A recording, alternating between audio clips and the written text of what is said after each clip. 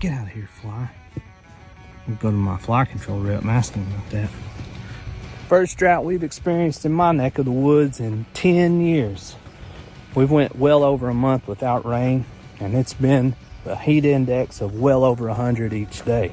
And it's hotter than a hoochie coochie. It's hot enough to make the devil sweat. It's a day hot enough to make the devil sigh. It's hotter than Alabama fans after that national championship loss. It's hotter than Shania Twain in a crop top. I'm starting to get the question from a lot of people. Micah, what can we do to extend our forages? And my first question to them is, do you even have forages? Your cattle won't be the only thing thanking you this time of year if you'll feed some hay. Your pastures will too. Think of your pastures like a gigantic solar panel. The more leaf area that you have out there, the more of the sun's energy that you can capture, which puts it to more growth whenever you do get those much needed rainfalls in your area. Now, if your pastures are like these, not much solar panel out there. Now, this is more like it.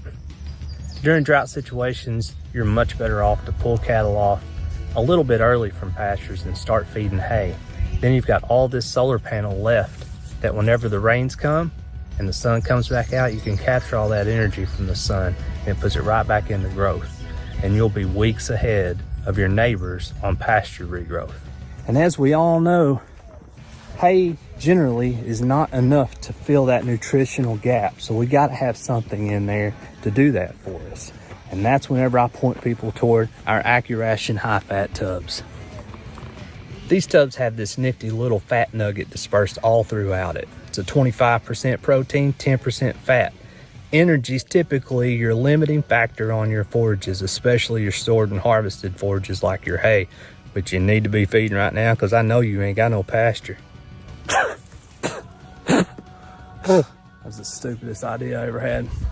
Our Purina high-fat tubs promote snack eating. It's got intake modifying technology built right into these puppies. They're not going to eat a whole lot of it at one time. They're going to take smaller meals more often throughout the day, keeping that rumen pH more balanced, which gets more forage in your animals and keeps that body condition up where you want it at and not letting them slip throughout the summer.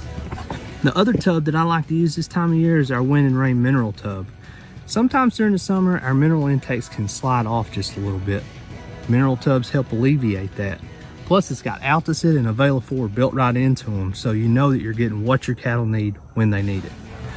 So yeah, I know it's summer, but don't be afraid to put out hay this time of year, guys. Your cattle need it.